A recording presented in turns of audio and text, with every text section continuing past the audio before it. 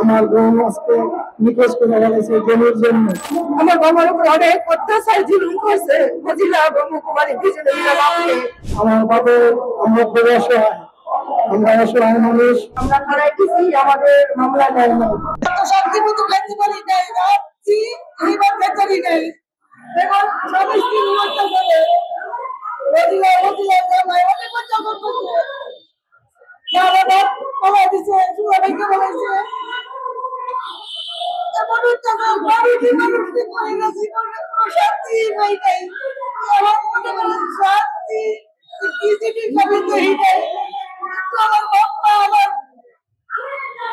এই জীবন জমিনে লেগে অনেক কষ্ট করছে, অনেক অত্যাচার সহ্য করছে। বাইরে আমরা একটা গর্ব দেয়নি, এত অশান্তি করছি।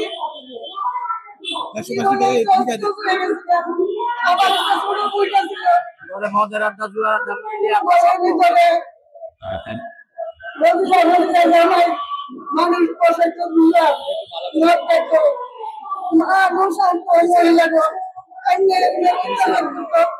আমরা যদি দেখতাম আমরা মানুষের কাছে পেয়ে দিই এইটাই তারপরে অত্যাচার হয়েছি। এত অত্যাচার মানুষকে মানুষই করে আমার ভাই বোনের উপর অনেক অত্যাচার করছে, আমার উপর করছে, আমার বাচ্চার উপর করছে।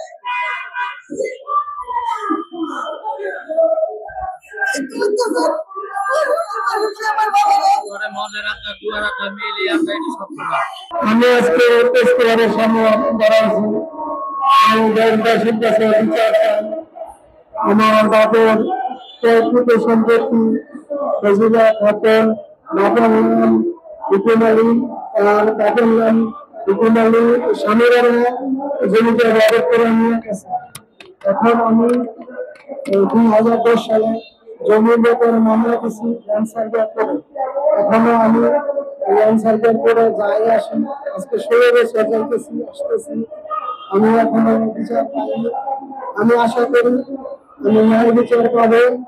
আমার বাবার প্রকৃত সম্পত্তি, এই সম্পত্তির জন্য আমার আজকে একটা বড় বোন নিখোঁজ ফজিলা খাতুন এবং স্বামী তোফাজ্জল হোসেন হুকুম আলী, আমার বোন আজকে নিখোঁজ করে গেছে জমির জন্য।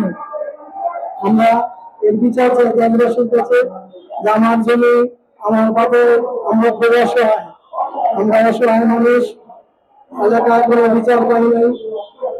আমাদের কত জায়গায় দৌড়াদৌড়ি করছি, গরিবের কোনো বিচার নেই।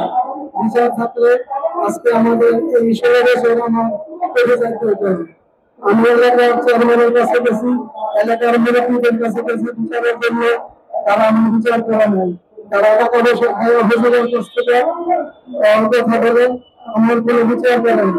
আমাদের চেয়ারম্যান সাহেব বলছে আদালতে যাবে, আমি আদালতে আসছি, আদালতে এখন আজকে 16 বছর আসতেছি যাইতেছি, আমি আমার বিচার পাইনি। আমি দেশবাসীর কাছে আমি বিচার চাই, আমার বাবার প্রকৃত সম্পত্তি ফেরত চাই। আসসালামু আলাইকুম।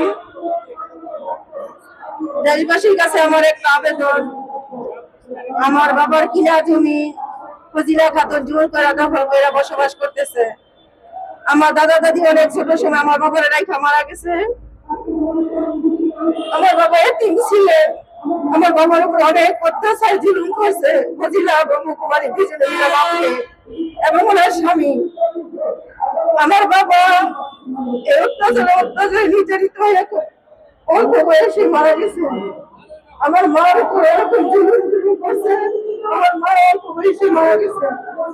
শুধু জমি জমি করে কয়েকটা ভূমিদস্যু জালিয়াত চাঁদাবাজ ওই কবরস্থান বিক্রি করে মসজিদে নাস্তা করে টাকা উঠায় খায়, মানুষের অত্যাচার করে। আমরা ওর কাছে অনেক অত্যাচারিত।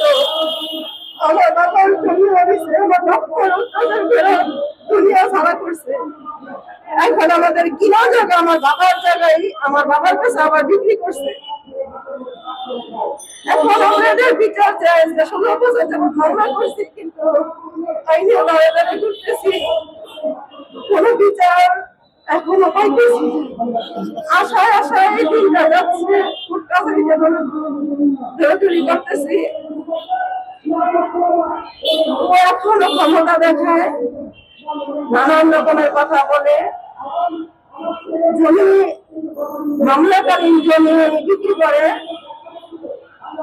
করে আবার আমাদের নানান ধরনের হামকাম করে আমাদের সাথে হুমকি দেয়। ওর সাথে কই পারে না, অনেক খারাপ, ও একটা ভূমিদস্যু।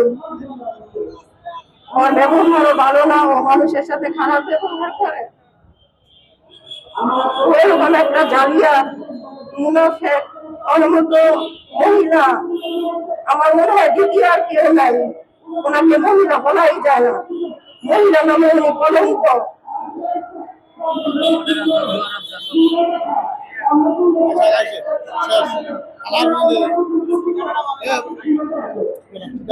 ঠিকানা হয়েছে আশকুড়া মেডিকেল রোড, উত্তরখান থানা, দক্ষিণখান থানা, আশকুড়া মেডিকেল রোড। 3.5% জমি, বর্তমান বাজার মূল্যের দাম প্রায় 2 কোটি টাকা হবে। আমরা এটা সুস্থ বিচার চাচ্ছি এবং আমাদের জমি আমরা ফেরত চাই। ফজিলা দখল করে আছে, আমরা ওনাকে নিষেধ করছি, আমরা থানায় গেছি, আমাদের মামলা নেয় নাই। থানার পুলিশ আমরা আনছি, উনি ডেকে নিয়ে থানার পুলিশকে টাকা দিছে, উনি থানার পুলিশকে ডেকেছে, মেম্বার চেয়ারম্যানের কাছে গেছি, ওইখানে বিচার বাইরে আমাদের কথা বলে নাই, টাকা ওরা ঠিকই খাইছে ওদের। এরকম দাঁড়িয়ে দাঁড়িয়ে আমরা অনেক ঘুরছি, কিন্তু আজও পর্যন্ত সে বিচারের অপেক্ষায় আছে।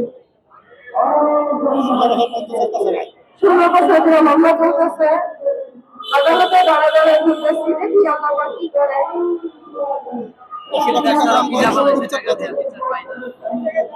যেখানে যাই সেখানে টাকা দিয়া বিচার, জমি মানুষের অত্যাচার করে, জমি জমা খায়, মানুষের টাকা দিয়া কিনাও ফেলে।